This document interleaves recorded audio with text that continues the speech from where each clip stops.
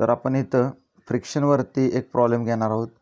या प्रॉब्लेममध्ये एक बॉडी एका हॉरिझॉन्टल सरफेसवर ठेवलेली आहे आणि याच्यावर एक इन्क्लाइन फोर्स P हा ॲक्ट होतो आहे आणि हा हॉरिझॉन्टल बरोबर सर्टन डिग्री प्रोड्यूस करतो, म्हणजे सर्टन डिग्री इथे आहे.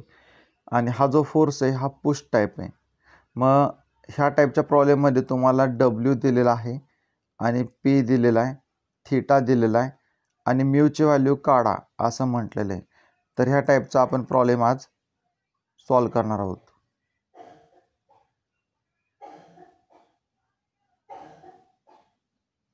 तर प्रॉब्लेम समोर आहे तुमच्या. A body of weight 1000 newton is kept on a horizontal plane. Horizontal प्लेनवर ही बॉडी ठेवलेली आहे. Find the value of mu. तर इथं हा जो म्यू आहे ही म्यूची व्हॅल्यू काय आहे, म्यूची व्हॅल्यू काय आहे.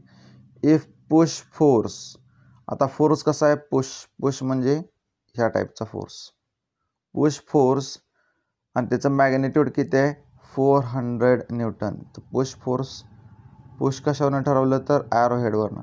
Push force 400 newton is acting on body at 25 degree with horizontal.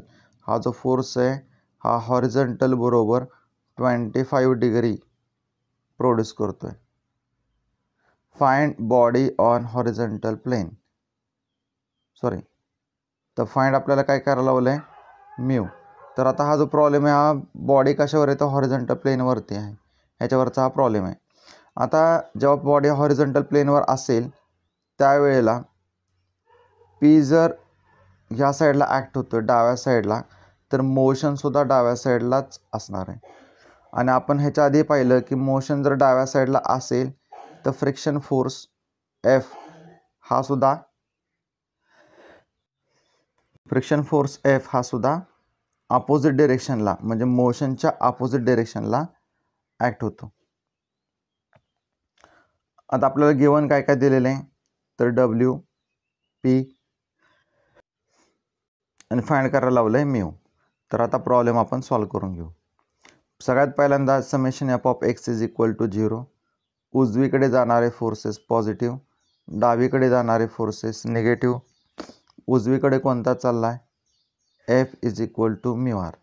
आता तुम्ही हा जो एफ आहे तो ह्या ठिकाणी दाखवला तरी चालू शकतो आहे, तर ते तुमच्यावर डिपेंड आहे. फक्त ॲरो लक्षात ठेवायचा, ॲरो उजवीकडे गेला आहे.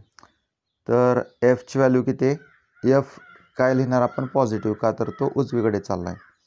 अजून कोणता फोर्स आहे हॉरिझॉन्टल तर P cos theta. P cos theta कुठे चालला आहे डावीकडे, साईन निगेटिव्ह. पीची व्हॅल्यू दिली आहे का, पीची व्हॅल्यू दिलेली आहे.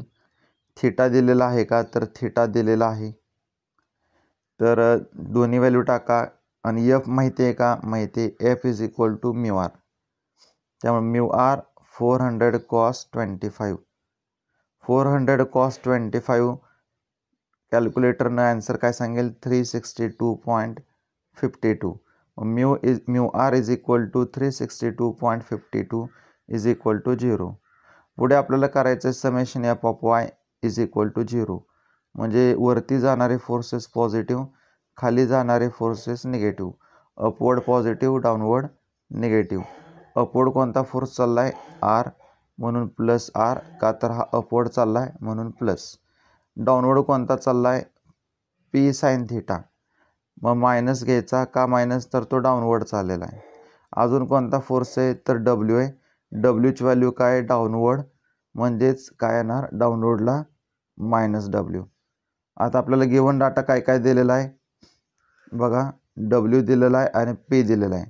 W दिला आहे, P दिला आहे आणि थिटा पण दिलेला आहे. आता सगळ्या व्हॅल्यूज टाका आणि या P साईन थिटा आणि W इकडे घेतल्यावर काय होतील पॉझिटिव्ह, म्हणजे इक्वल टू साईनच्या उजवीकडे राहिला डावीकडे राहिला R आणि इक्वल टू साईनच्या पलीकडे काय झाले दोन्ही प्लस. आता प्लस झाल्यावर आपण इथं व्हॅल्यू टाकलेल्या आहेत. Wची व्हॅल्यू टाकली, Pची व्हॅल्यू टाकली आणि थिटाची व्हॅल्यू टाकलेली. तर कॅल्क्युलेटरमध्ये ॲन्सर काय देईल R is equal to 1169.047 newton. आता ह्याच्यानंतर आपण ही जी व्हॅल्यू आरची ती ह्या इक्वेशन 1मध्ये टाकणार आहोत. इक्वेशन 1 इथं लिहून घेतलं आहे mu R is equal to -362.52 is equal to 0. मग आता -362 इकडे घेतलं काय होतील, प्लस होतील. मग mu R is equal to काय मिळेल, 362.52. आर ह्या साईडला घेतलं काय होतील, डाऊनवर्ड साईडला जातील, मल्टिप्लायचं डिवाइड होतील. मग आरची व्हॅल्यू काढलेली आपण ह्या इथं टाकणार आहोत. काय येईल व्हॅल्यू, 1169.047. ॲन्सर काय येईल म्यूचं 0.31. तर अशा प्रकारे आपण हा प्रॉब्लेम सॉल्व केला. तुम्ही या टाईपचे प्रॉब्लेम्स सॉल्व करून बघा.